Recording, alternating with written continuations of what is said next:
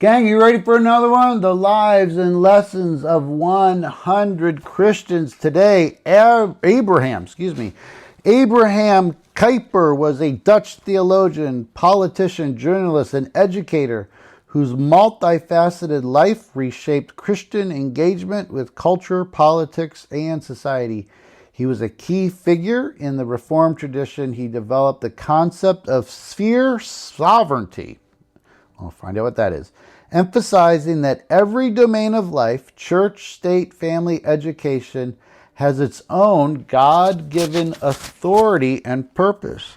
His work as a pastor, founder of the Anti-Revolutionary Party, Prime Minister of the Netherlands, and prolific writer left a lasting impact. He was born October 29th, 1837, in the Netherlands to a pastor's family in the Dutch Reformed Church. He studied at Leiden University, earning a doctorate in theology in 1862. He initially embraced theological liberalism, influenced by modern scholarship that questioned the biblical authority. He experienced a profound conversion in the mid-1860s through the influence of Brigitte Baltus, a devout parishioner in Beest, and reading The Heir of Redcliffe, a novel emphasizing sacrificial faith. This shifted him towards Orthodox Calvinism. He became a pastor in 1863 in different places, Ook in Amsterdam, where his preaching grew large crowds.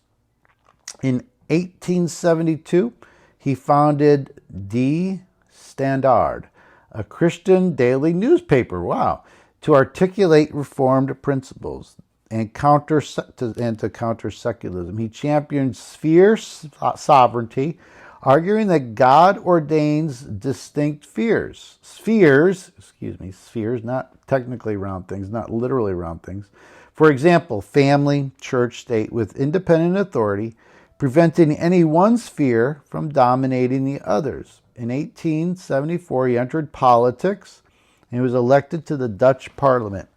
He founded the Anti-Revolutionary Party in 1879, the first modern political party in the Netherlands, opposing the secular ideals of the French Revolution and advocating for Christian governance. In 1880, he established the Free University of Amsterdam to provide higher education that, again, were rooted in Reformed principles, free from the state or church control. He served as professor and the rector. He served as prime minister, from 1901 to 1905, leading a coalition of anti-revolutionaries and Catholics. His government expanded voting rights, improved labor conditions, and supported Christian schools. Advocated for pillarization, a Dutch system allowing religious communities, Protestant, Catholic, secular, to maintain separate schools, media, and organizations, fostering social cohesion amid the diversity.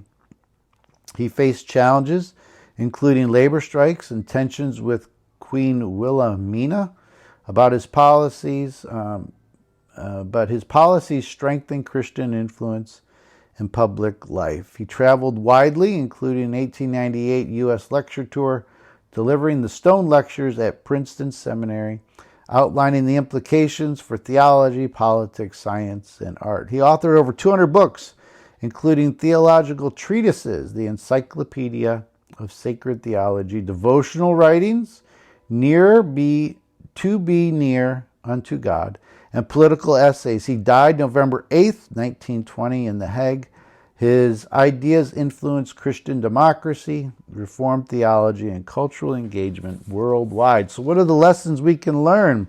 Again, going back to this idea that every sphere belongs to God. His doctrine of sphere sovereignty teaches that in all areas of life, again, politics, education, family, the arts, they're all under God's authority, not just the church.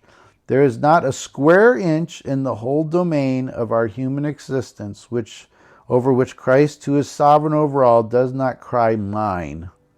Application: engage your profession or community as a calling, recognizing that God's purpose in every domain from art to governance. Faith must shape culture. He rejected the separation of faith from public life, urging Christians to actively shape society through principled action. His founding of schools and newspapers and a university modeled this. So the application is participate in cultural and civic life, voting, advocacy, or creative work, a worldview that is rooted in faith, countering secularism with constructive contributions. Unity amongst all the diversity. His pillarization respected differences between religious and secular communities while still fostering cooperation.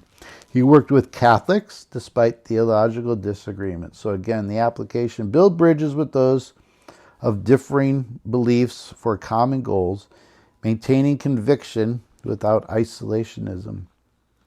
Education as a Christian mission. The free university that he started embodied this belief that education should equip believers to think critically and engage the world. He saw scholarship as a way to honor God. So for us, pursue learning with rigor and purpose, integrating faith and reason to address the contemporary challenges. Courage to conviction. He faced opposition from liberals, secularists, and even fellow Reformed leaders, but he persisted in advocating for Christian principles in a very pluralistic society. So for us, stand firm in your beliefs, even when it's unpopular, but do so with wisdom and grace to persuade others.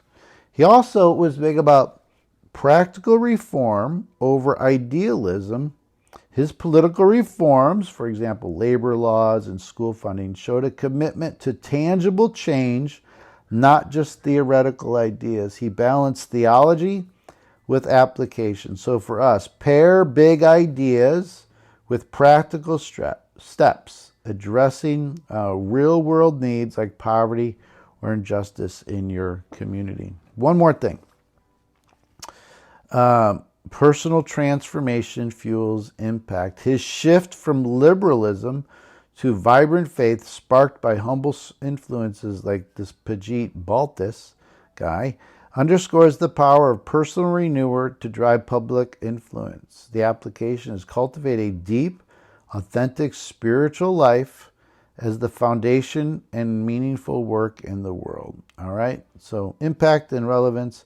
His ideas laid the groundwork for Christian democracy in Europe and inspired thinkers like Francis Schaeffer and modern reform movements. His emphasis on sphere sovereignty remains relevant in debates over church and state relations, religious freedom, and cultural engagement. In a world of polarization, his model of principled pluralism offers a path for Christians to engage society without compromising faith.